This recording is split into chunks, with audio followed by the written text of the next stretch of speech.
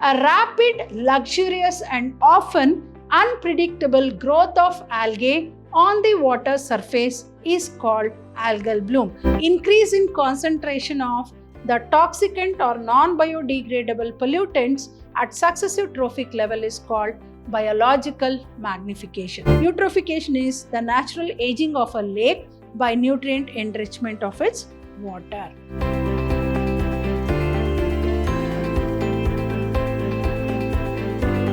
Hello everyone, welcome back to session 3 of this chapter called Environmental Issues.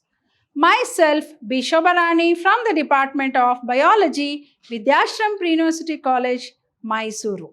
I think all of you know that we were discussing about a very important concept that is about the environmental issues. How important the environment is for the human beings.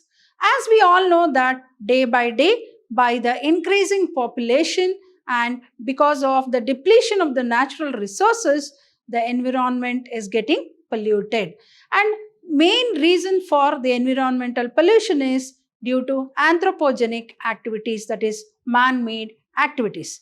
And as we know that the environment is facing a threat of depletion. So it is a bound duty to protect and conserve this beautiful environment, as we know that we are part and parcel of this beautiful environment.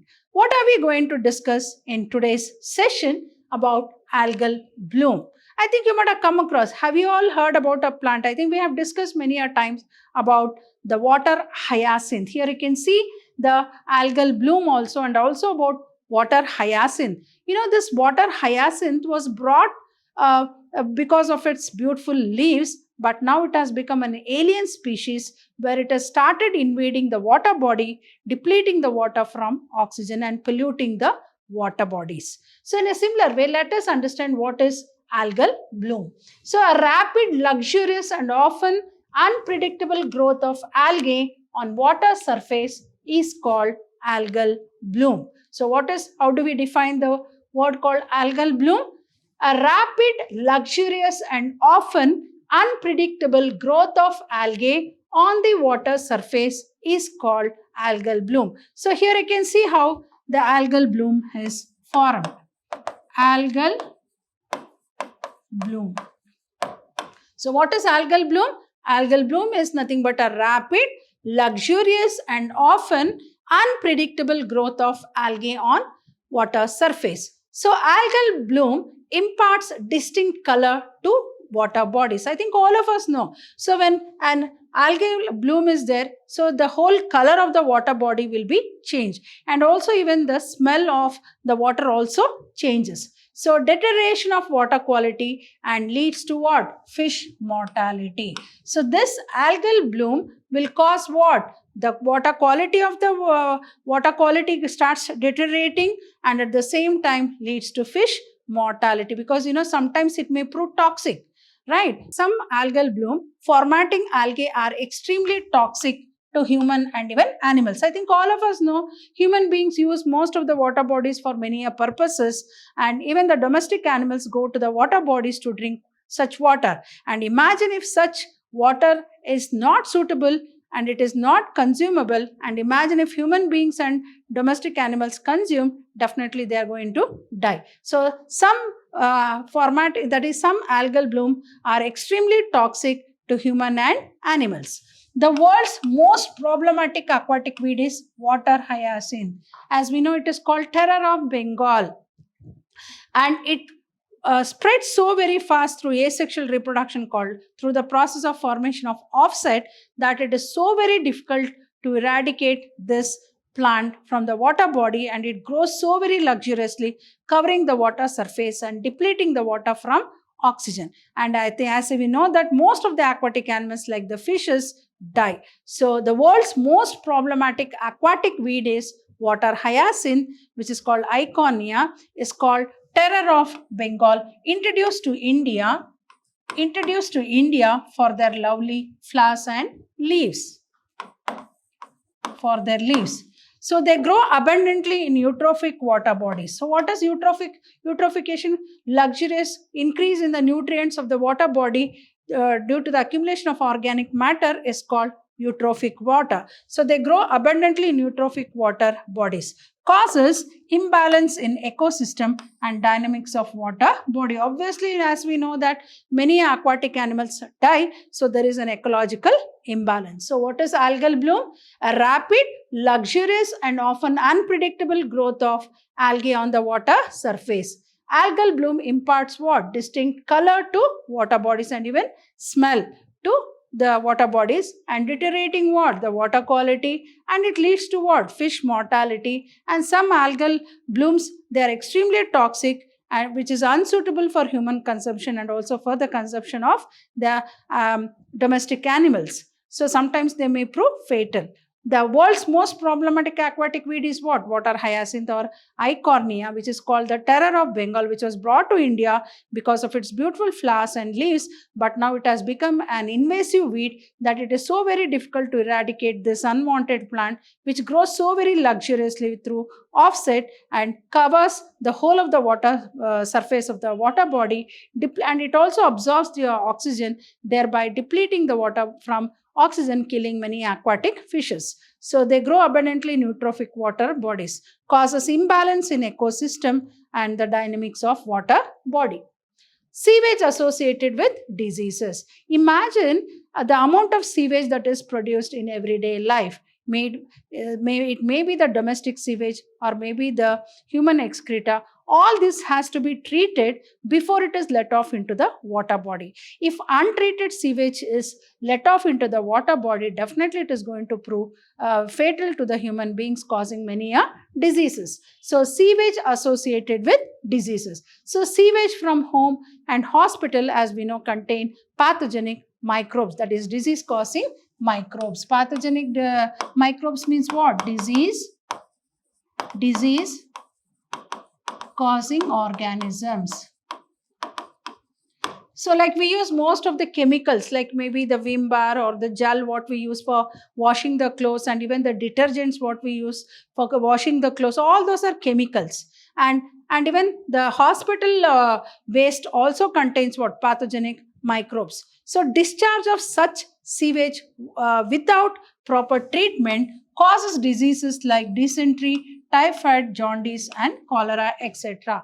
Imagine if this sewage is not treated before it is let off into the water body, then definitely it is going to cause some serious diseases like dysentery, typhoid, jaundice, cholera, etc. So here you can see how the sewage water is let off into the water body. Let off into the water body, thereby polluting the water. So water pollution, causing what? Water pollution. In the previous session, we have discussed about air pollution, noise pollution and also water pollution, right? So continuing the concepts of water pollution, sewage is one such very important thing that causes water pollution. Why? Because sewage, it might be from sewage from home or hospital, contain pathogenic microbes, and if this is not treated, and if it, as I said, it also contains human excreta, that is fecal matter, and if this sewage is not treated before it is let off into the water body, definitely it is going to cause serious diseases like dysentery, typhoid, jaundice, cholera, etc. So toxic heavy metals, I think all of us know, like you can come across in thermal plants. So many are effluents. The waste, what do you mean by effluents? The waste or toxic. They may be in the form of metals. So toxic heavy metals defined as elements with a density greater than 5 grams per centimeter cube, released from what? Petroleum industry, paper manufacturing unit, metal extraction and processing unit, chemical manufacturing industry. So all these effluents or the unwanted waste, we can call it as unwanted, or you can also use the word called waste. Waste can also be called as what? Effluents. It may be from the petroleum industry or the paper manufacturing, metal extraction and processing, chemical manufacturing industry. So all the effluents or the unwanted waste are let off into the water body without treatment. And imagine all those are toxic substances. What do you mean by toxic? Poisonous.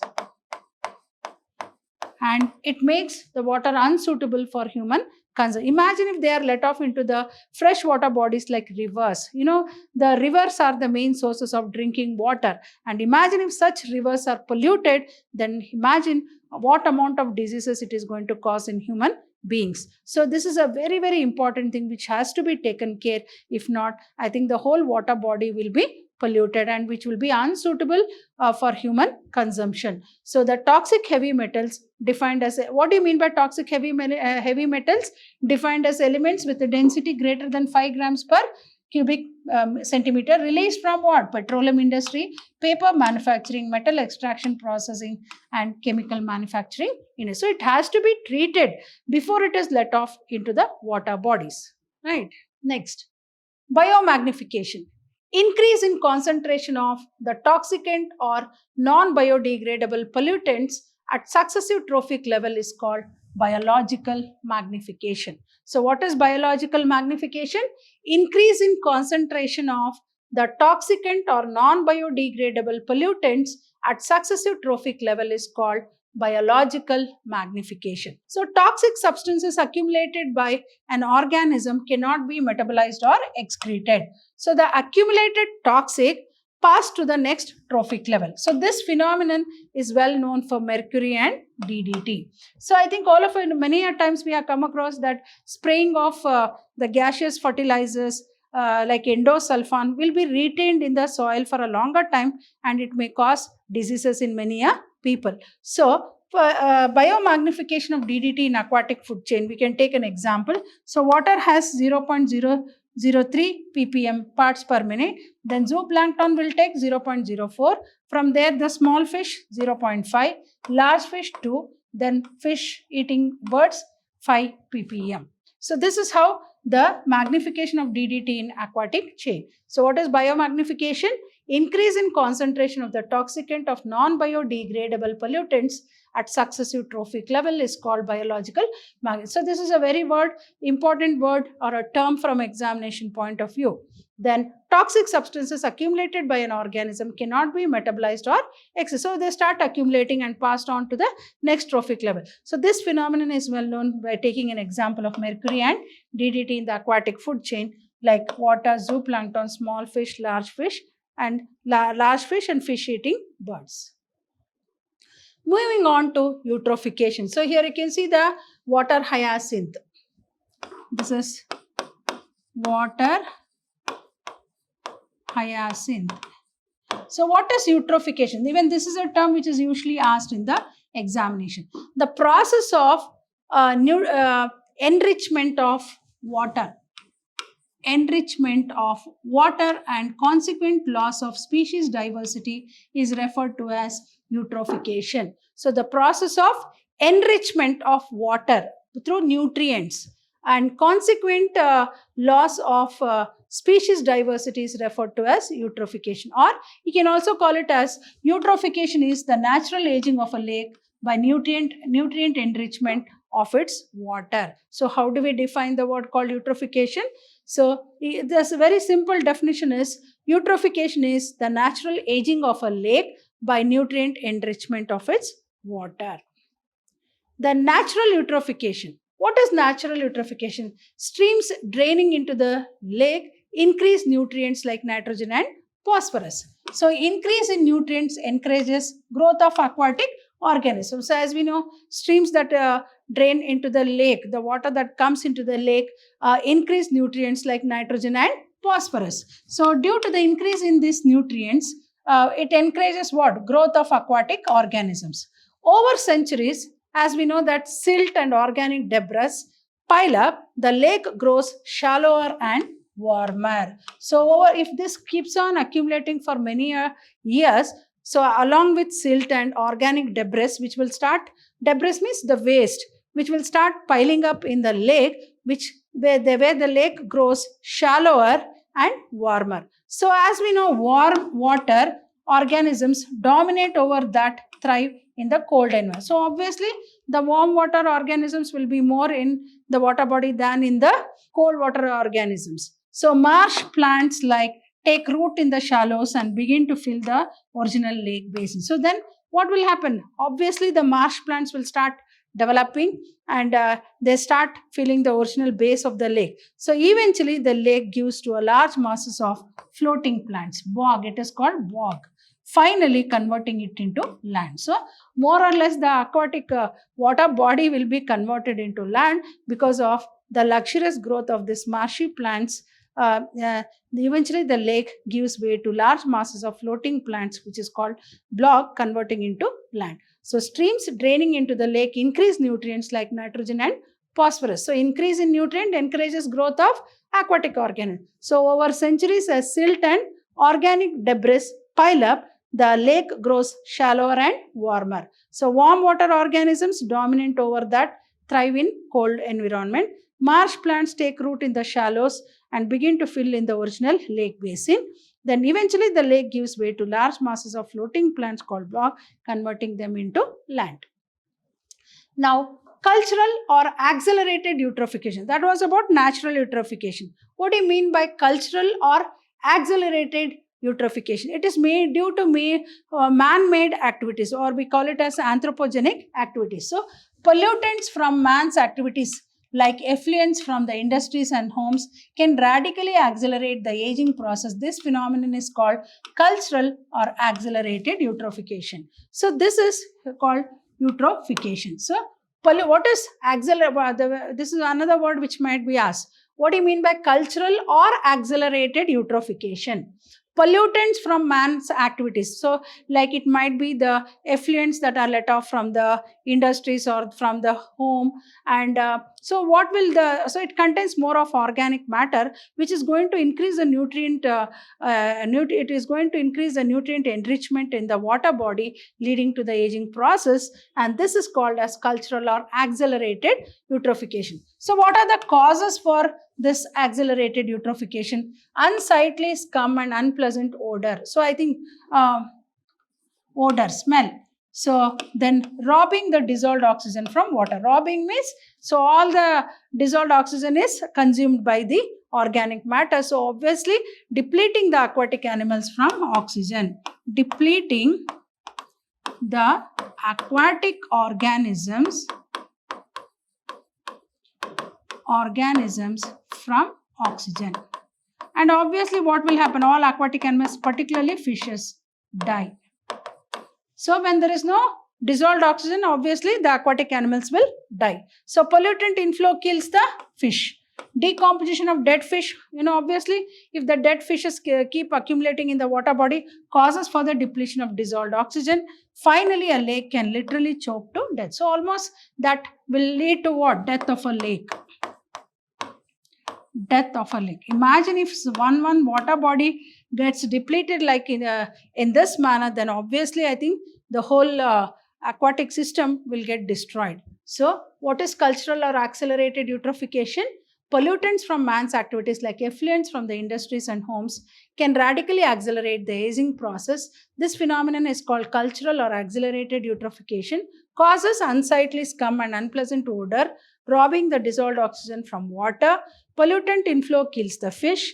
Decomposition of dead fish causes further depletion of dissolved oxygen. Finally, a lake can literally choke to death.